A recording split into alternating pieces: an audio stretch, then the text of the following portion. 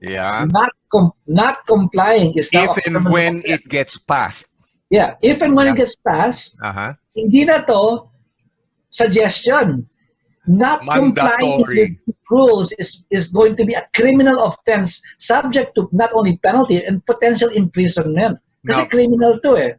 So Yeah. imagine you must comply. The things you're talking about, you must comply. So what do you have to say in terms of the effect on the profitability of the business?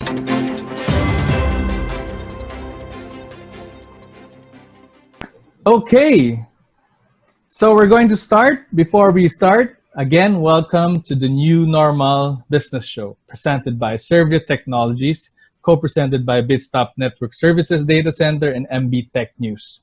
Before we pass on the floor to our speakers, I'd like to just give a brief introduction about them. Our first speaker is Joey Garango. Joey started his IT career back in the 1980s when he first worked with Apple and then Microsoft. He was the president of the Philippine Software Industry Association in 2013 and 2014. He is now serving as a director or coach for several companies, SERVIO Technologies being one of them. He also devotes his time in helping businesses as a business technology coach. Our next speaker is Wilson Chua. Wilson has founded several success startups centered around data management, processing, storage, and analytics. He is the president of Bitstop Network Services Data Center located in Dagupan, and he is also a technology columnist for Manila Bulletin Tech News. And he is our data analytics wizard. I'd like you everyone to welcome Joey and Wilson. Welcome, Joey. Hi, Joey. Hi, Wilson. Hello, and good Hello. afternoon to everybody. Yeah. Second episode. Yes, number 2. How do you feel today, Wilson?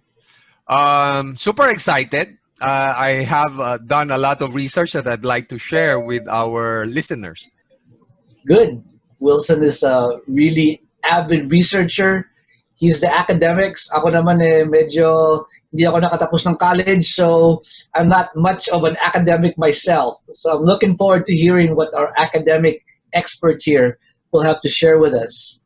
So continuing from last week's episode, Wilson, when we started this live podcast, we were talking about the new House Bill 6623, which Cayetano and colleagues are trying to push through as quickly as possible to the House of Representatives. And this House Bill 6623 is the new normal for the Workplace and Public Spaces Act of 2020. Soon to be law. Of course, it has to first pass in the House of Representatives, tapos pupunta in the Senate, and then of course they have to come out with the implementing rules and regulations. Pero mukhang madalian to because it seems like they really want to push this through as soon as possible. And so, although matagal pa, might still be months away, I think it's important that our listeners, our viewers, are aware of some of the implications of this soon-to-be new law. Yep. And yeah, go ahead. So one of the, we talked about some of the main aspects of this last week, pero one of the parts of it that we have not really did not talk too much about is the whole topic around social distancing, not only in public places, but even within the workplace. So especially in the workplace. Especially in the workplace. Especially in the workplace, yeah.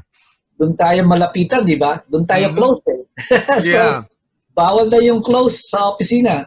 So maybe you can enlighten us a little bit. No? Ano ba yung, so there's of course what is prescribed in the soon-to-be new law, but also that's prescribed by the medical practitioners, the epidemiologists, by DOH, by WHO. Maybe you can enlighten us. Ano ba yung, what are the rules around social distancing? Yeah, I think we need to also go back and examine the basis of their reasoning for for dictating social distancing of, let's say, 1 meter apart for call center agents. So I'd like to show our first slide. This comes from the head of the Japanese Association for Infectious Diseases, where they did the study, and in a classroom, in a room the size of a classroom, Kazuhiro Takeda examined the micro droplets and how they spread.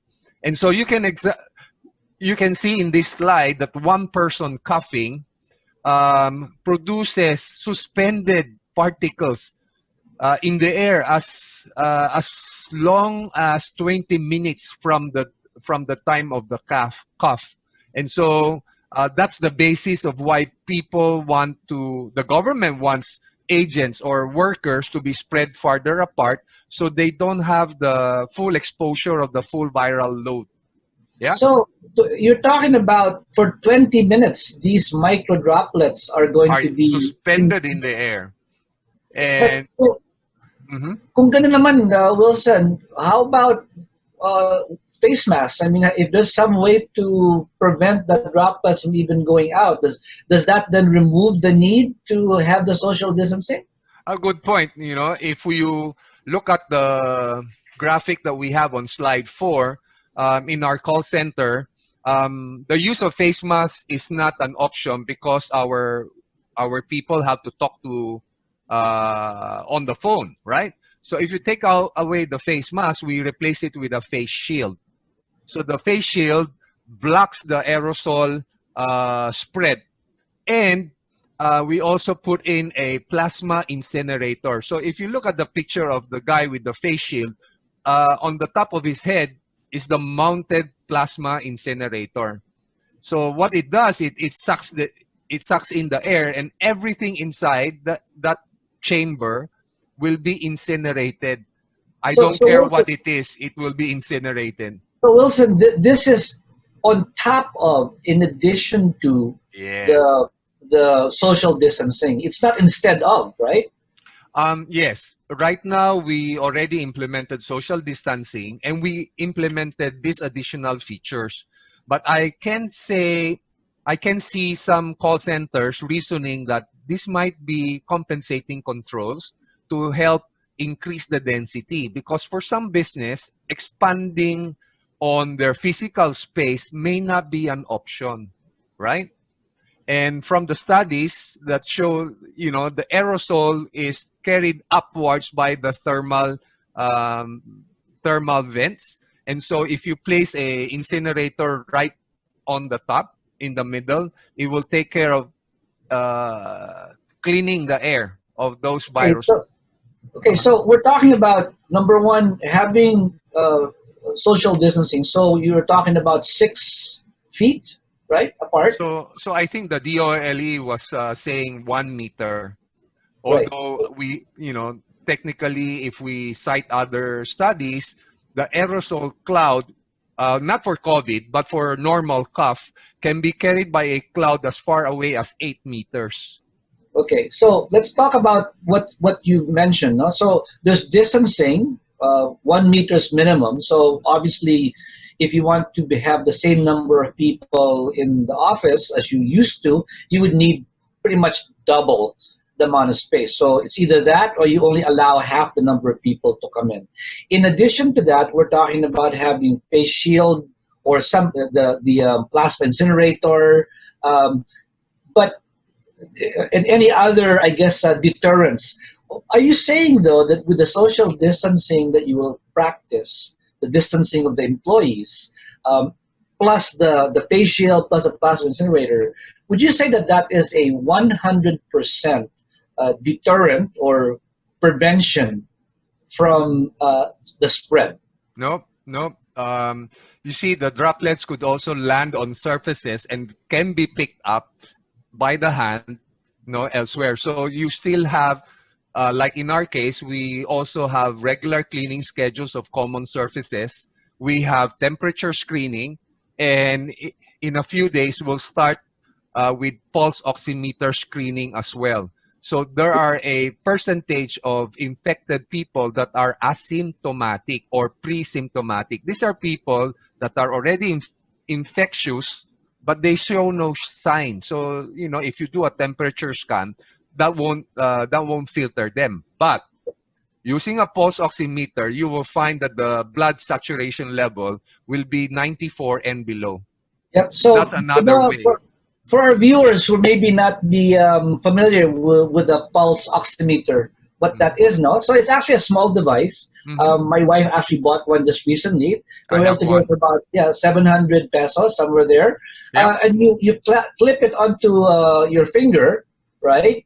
And you clip it there, and somehow it is able to, I'm not sure how, but it is able to measure the amount of oxygen that you have in your bloodstream. Yeah.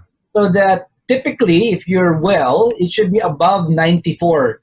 The rating should be above 94. So Now, normally mine is 98 to 99, but meron din, you have to understand that some people with existing asthma may have really lower blood oxygen saturation level, and those that had pre-existing lung conditions will have lower blood oxygen saturation levels as well. yeah. So what they found is that people who are infected, one of the symptoms, side effects of that is that the amount of oxygen in their blood goes down. It drops. Yep. So the pulse oximeter, if you're able to detect that the rating is below 94, for example, and lower, that's already a 94 and sign. below. That's a sign that potentially, just like any other symptom, that potentially you have been infected. And I understand that one of the recommendations, if not outright regulations, is that these types of screening or tests will need to be done in the workplace, not just in public places, but in the workplace to screen people coming into the office. Is that correct, Wilson? Yes, and we figure that it's a more cost-effective measure rather than getting all of your people tested for the RT-PCR method or the rapid blood serum type. So with those, you spend a lot, and you need to keep on testing every week. With this one, we can test every day, So several basically, times a day. what you're suggesting is, and what's being recommended is that you watch for symptoms. You don't need to do a test for everybody on a regular basis. You watch for the symptoms, and the symptoms already can tell you whether there's a high likelihood of infection or not. Okay, so Wilson, these are the steps of the distancing, the face shield, the plasma zapper, Incinerator, air incinerator, purifier. Yeah. incinerator, the purifier, all of the regular cleaning, the checks, temperature check and pulse oximeter checks of people coming to office, obviously the hand washing stations, all of this stuff. These are things that you are doing now in your own call center? Right. So it's a probability game. Yeah. Statistically, if we do all of this, we hope to keep on reducing the probability of infection down to less than 5%. And how do you think this is in the workplace, right? So even in public places, this should also be happening. But as we've seen recently, in the relaxed ECQ areas, hindi to nangyayari in public places, right? Well, It's not, there's a scoop that I'd like to share with you, and if you look at slide 6 shown right now, there's this soon to be released app called Curiosity.io. So what it does, it's a mobile app installed on your phone. When you go to a public place and you see that place swarming with people, you just take a picture and submit it. And behind that is an AI that will count the number of people there, right? And then that data is submitted real time to a data dashboard visualization tool. It's a map found in slide 7, which is in this case you can see cells color coded. The deeper the red, the higher the number density of people. So it gives you, it's citizen contributed data for citizen use as well. So if you see that your destination is already swarming with people, you might as well don't go postpone. there. Don't go Don't there. go there, right? Or get somebody else to go there in your Yeah, so place.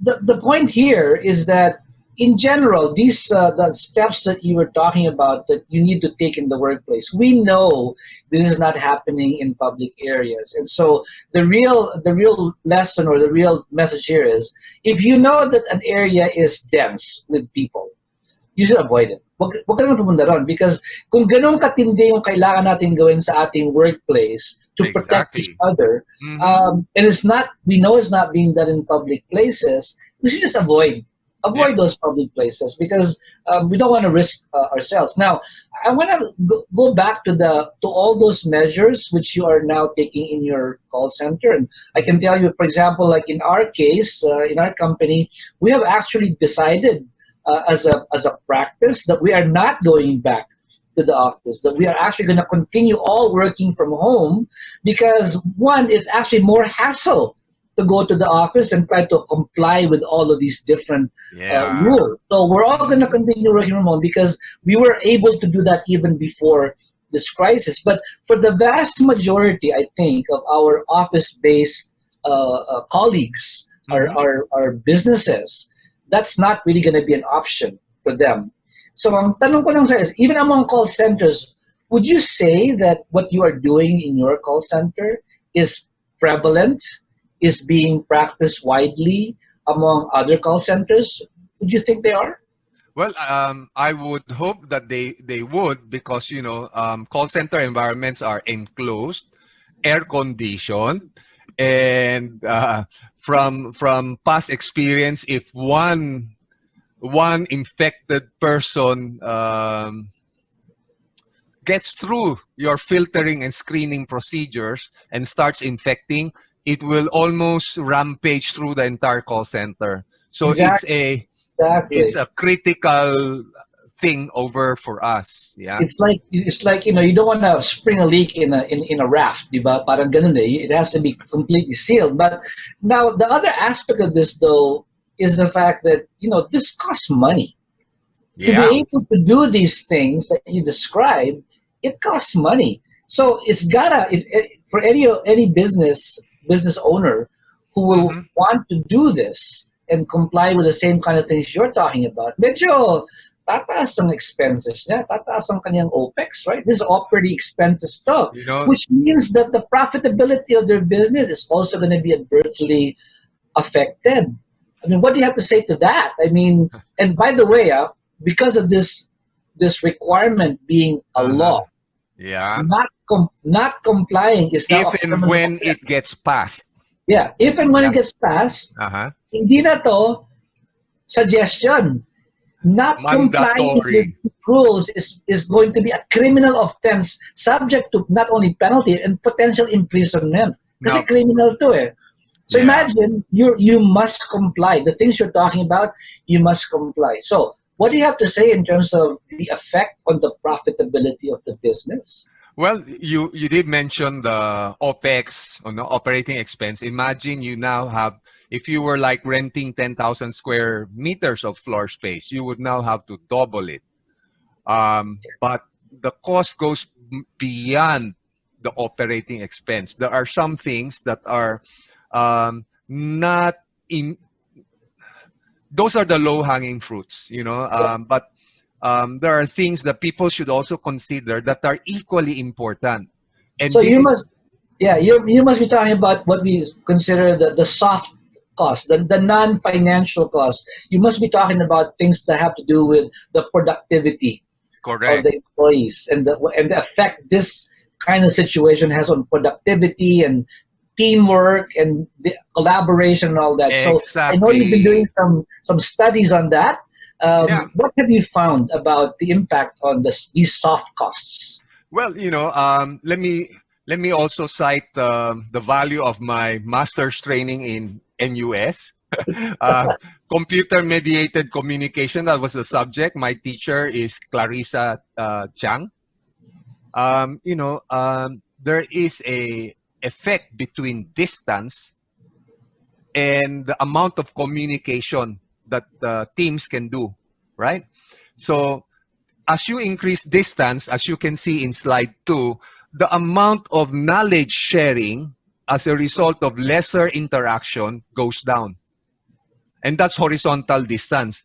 So if you were to rent a second floor, you not only increase the horizontal distance, you also increase the vertical distance. And you can see from that graphic that the amount of team collaboration, teamwork will fall drastically. And so for call centers with higher level value campaigns where you need teamwork to be very, very effective,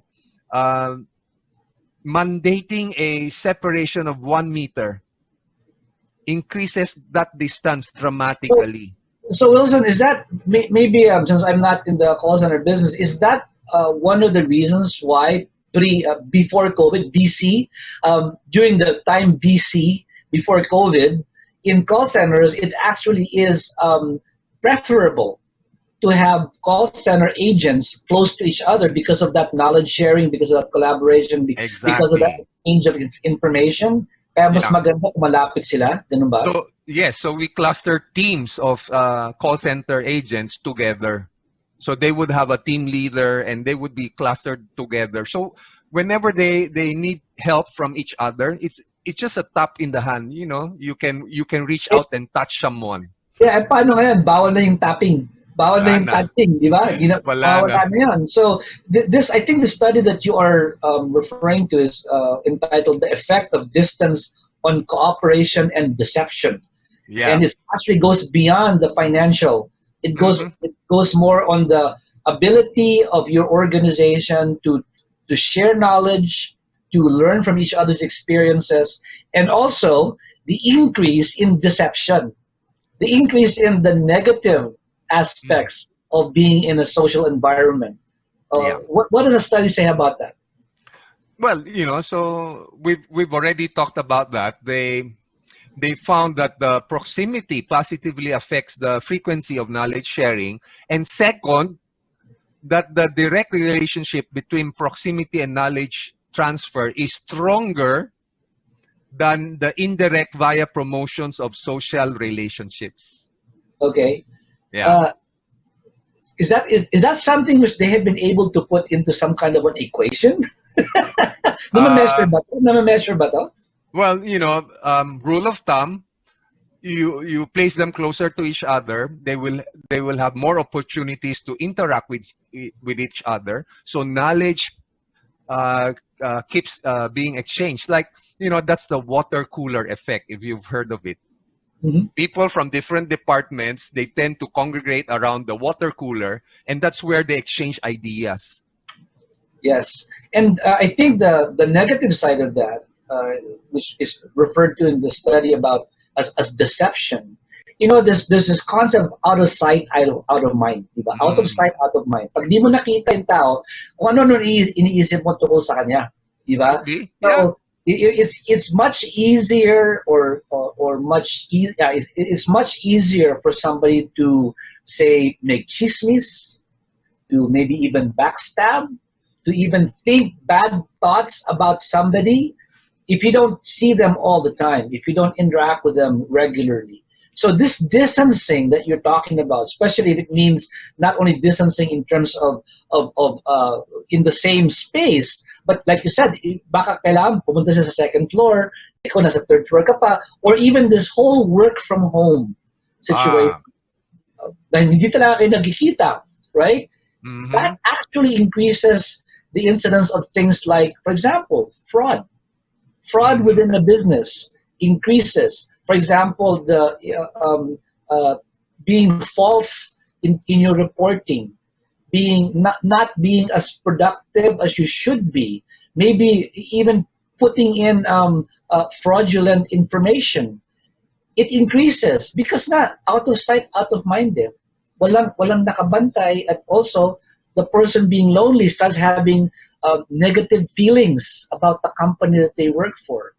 In addition, there's this other study by Julian Holt-Lonstad, a research psychologist at Brigham Young University. Did you know that if you work alone from home, you have a higher probability of getting lonely?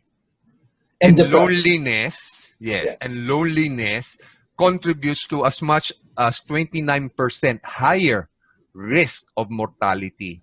So there are studies, and the links to those studies are on the slides. So you can see it and read about it. So you can understand that just the cost involved in social distancing is not just the operational cost, but there's the human factor as well that is not normally considered by managers, line managers, Yeah. right? So there's obviously a financial impact on the business because of the higher operating expenses. The reduced productivity that can come out of that will also have an effect on maybe increasing expenses or lowering profitability. But I'd like to focus on the psychological aspect of this because after all, I mean, profits can be recouped, but the mental state, which could lead to loneliness, which could lead to depression, which could lead to, like I said, loneliness can kill. It could lead to mortality. Um, that cannot be recovered. That cannot be recouped, right? Yeah. So we need to find ways to be able to avoid going down that path. But obviously, with the current situation, not complying with these social distancing regulations is not an option. So it seems to me that what we're really talking about here is sort of an organizational wide change, some kind of a culture change within the organization, and maybe even a change which can be driven by technology. Because I think in the social distancing problems that we're talking about, merong solution na pwedeng maipasok ang technology, right? And technology can Funny, probably funny address that you some of should mention that. Yeah, it's a nice segue yeah, into using technology to reinforce social behaviors, yeah. Well, right? actually, you already brought up a very good technology solution to one other aspect of this problem, which is how to determine that you want to avoid certain areas. Yung binigay mo na example on curiosity, that particular app. If everybody starts using that, it will allow us to determine what places to avoid, right? But Bakit tayo magkaroon? public Right? spaces to avoid. Public spaces. So Yeah. that's already an example of how today's technology, can be used to help reinforce proper behavior, which is avoid public places, right? With the data available to you, you can make good decisions about avoiding. But how can we now apply technology solutions to the workplace, to the work environment, to maybe avoid some of these problems that we had talked about in terms of social distancing and loss of productivity and teamwork and even loneliness. Hmm.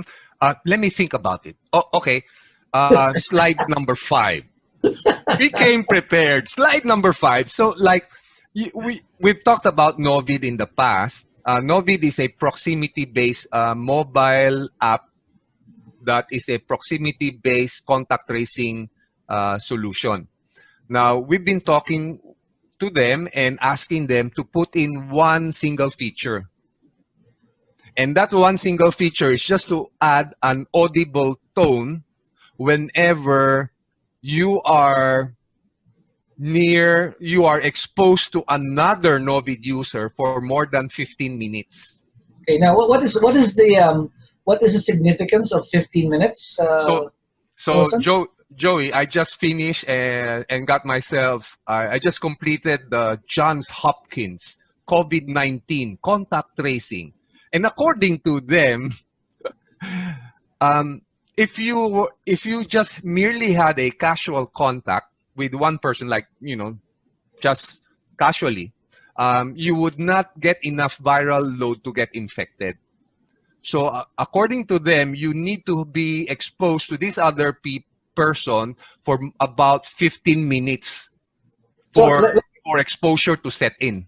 So let me ask you about that. So are you saying that if I'm like sitting next to somebody, maybe 2 feet, 3 feet away, I'm sitting Hmm. next to them, and they happen to be infected, that if I just sit there and maybe for after 2 or 3 minutes leave, the viral load, the amount of potential virus that Mhm. I will attract from that person Wouldn't be enough. would not really be enough to cause me to Yep. be really infected.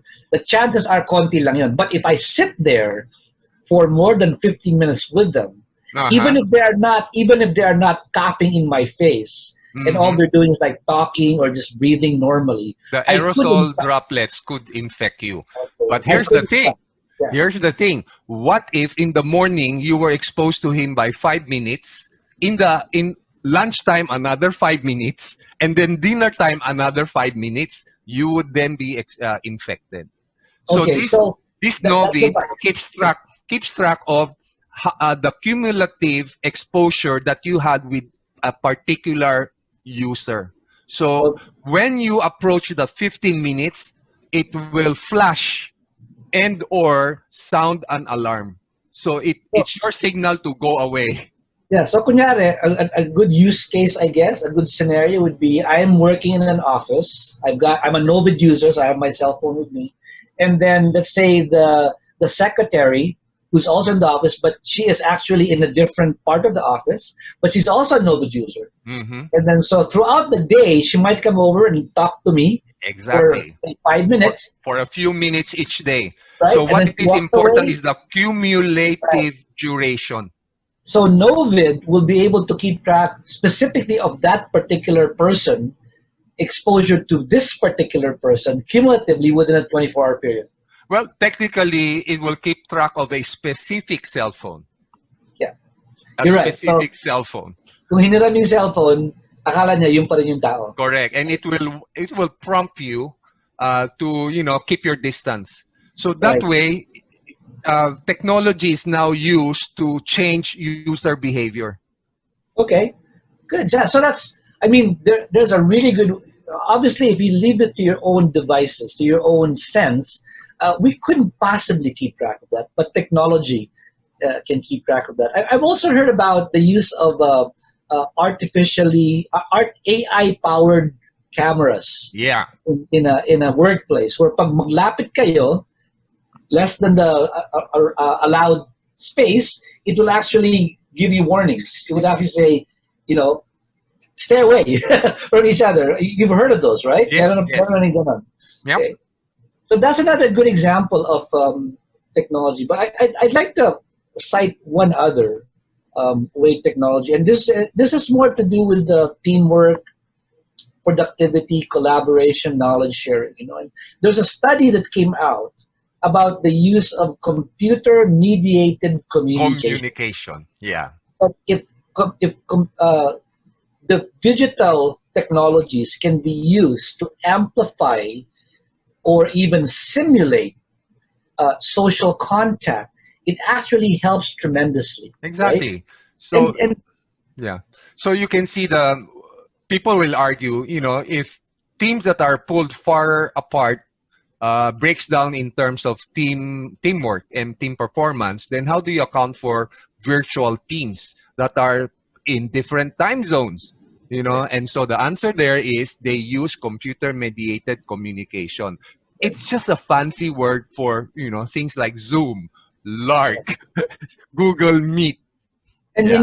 Wilson, before COVID, DC, my thinking was that there's just no way you would be able to replace face-to-face communications. But if you're forced to, you can approximate it. And if by using tools like Zoom, Slack, for example, Microsoft Teams, and Lark, shameless plug, we are the of Lark in the Philippines. But these are examples of computer-mediated communications, and that is when you have uh, meetings, when you're able to do chat on a regular basis, when you're able to organize your work digitally, virtually, in such a way that it's no different than having the person next to you. That's what computer-mediated communication is meant to do. It Hmm. gives you a simulation or approximation of being in the same physical workspace with somebody, even if they're not there. That's Yeah. why video is so important. Anybody says that if you have a virtual team, you don't need video, I challenge them. Nope. No. try to do it Yeah. without video. You must have video, like what we're doing right now. So You so must the. have instant messaging. Mhm. You must have a way to instantly connect. You must have audio. Okay, so you have to simulate the physical workspace that would normally be in. And that's why I think this types of tools, Lark, Teams, uh, um, even Slack, we call these level one in the digital maturity model that we talk about. Is a level one tool, meaning this is where it starts. Every business, every organization must have this, because otherwise things like work from home, things like virtual teams, things like distance work, Uh-huh. remote working Uh-huh. cannot work. It Yep. will eventually lead to a breakdown in productivity, a breakdown in even in psychological And capacity. It will lead to that. yeah, and very quickly, the reason why, audio conference are better than email, because in email you cannot communicate the nuance and the pronunciation of the word. Yes, So one more step above that is visual, because now you can see facial expression that exactly. adds context to the communication, right? So the richer the communication medium, the better the nuances and the context that are transferred across. Yeah, you can communicate more in a 30-second video address than you can in a 30-second audio address, and definitely a lot more than you can communicate in an email that takes 30 seconds to read. Very, very Right? fast example. In an email, I say, okay. So it just says okay. Is that okay? Na okay, or is it okay? You wouldn't know.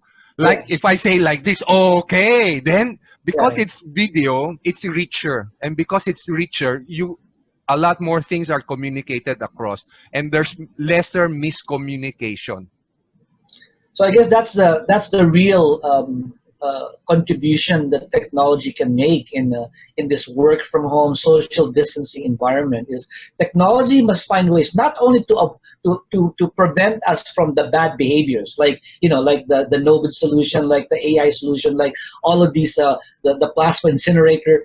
These are there to prevent something bad from happening, but it should also be used to increase the good things that must happen, which is Yeah. the social interaction, the context, the productivity, the collaboration, the knowledge sharing. Technology can amplify that in a way that nothing else can. So here's an idea, because the House bill is still under deliberation. Can the good congressmen and the good senators allow face shields and incinerators to act as a compensating control to relax the distance? So, Yes. yeah. So Well, that's I'll a ask thought. you. I'll Huh? ask you. I mean, as somebody who is pretty well versed in this, do you think do you think that by taking those kinds of steps, that they could in fact have people work closer together? I think so. Yeah. You Okay. know, um, but it has to be a total package. Yep. Cleaning, foot bath. When people come into the center, they step on the bleach solution and all this stuff. So even if they're one meter apart, I I can cite several studies that say, hey, the aerosol spray goes 7 meters away. So if they're going to be infected, 1 meter, 2 meter doesn't matter. They'll still get it. And for those situations where you don't need to or cannot implement those kinds of remedies, like work from home. I mean, you don't have to worry about distancing, work from home, or having people work as virtual teams. The other side that we might consider is that to ask the good congressman to make sure that employers provide employees with the tools that they will need to be able to work productively, and also to save their sanities when they have to work in an isolated environment. And that's Yeah. talking about giving them the capabilities to do video meetings, audio meetings, instant messaging, giving them those abilities, because without that, productivity will suffer. And besides, it also is a help to their mental health. Yeah, so a shout out to our friends at NTC and DICT. All of this will not be possible if our internet in the Philippines is still crappy as hell.